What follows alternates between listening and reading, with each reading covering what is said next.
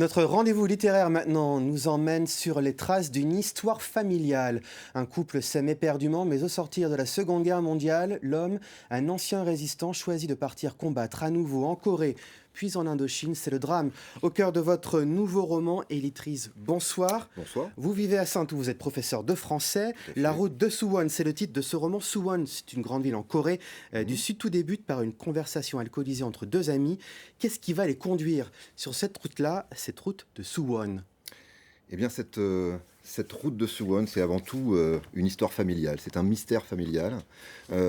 Lorsque j'étais encore jeune, je discutais souvent avec ma vieille grand-mère et elle avait vu son mari partir un jour de septembre 1950 qui s'était engagé comme volontaire pour la Corée.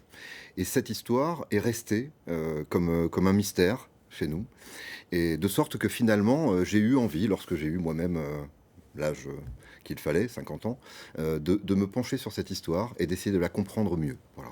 Alors vous avez choisi d'utiliser une image assez particulière, celle des cercles de l'enfer de Dante, un épisode de l'épopée familiale par cercle. C'est chacun des chapitres de votre roman. Qu'est-ce que ça représente dans votre imaginaire, ces cercles-là?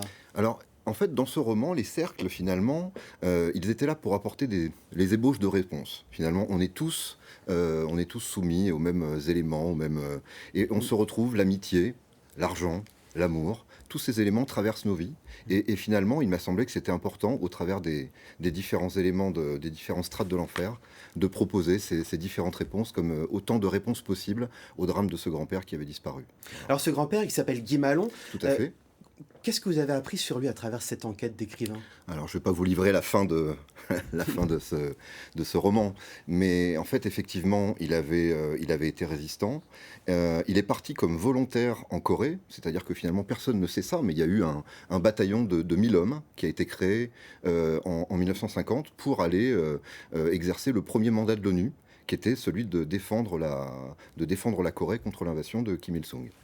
Et donc, voilà, ce que l'on a découvert, enfin, ce que j'ai découvert, c'est toute la dureté finalement de cette guerre. Parce que finalement, c'était une guerre terrible.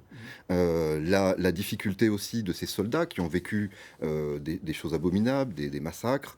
Il y a les températures, quand on voit certaines photos, ils étaient par -30, en train de dormir dehors. Et puis, là, tout ce que j'ai appris, c'est que le mystère continue, puisque mon grand-père qui est parti en Corée, il est revenu finalement vivant au bout de 3 ans de guerre, et il est reparti en Indochine, toujours poussé par une force qu'on ne savait pas expliquer, et que ma grand-mère, à la fin de sa vie, ne pouvait toujours pas expliquer. Alors c'est ça que j'allais vous dire, il y a effectivement cette part de mystère qui persiste quand on referme le roman, parce qu'on a eu beau avoir cette impression très forte d'être porté au cœur du destin d'un homme et de sa femme. Est-ce qu'au final, c'est pas l'histoire de votre grand-mère que vous racontez aussi? Peut-être, peut-être. En tout cas, c'est comme ça que je l'ai vécu, puisque, Mm. comme vous comprenez bien, en 1954, la mort de mon grand-père, bon, je ne l'ai jamais connu. Et finalement, ce mystère, il m'a été transmis par ma grand-mère. Il m'a été transmis par ces conversations que j'ai pu avoir avec elle, et qui ont été des conversations à la fois douloureuses, mais qui restent finalement très attachantes. Élytrise, merci beaucoup d'avoir répondu à notre invitation. Je rappelle la parution cette semaine de votre quatrième roman, La route de Suwon aux éditions Rivage.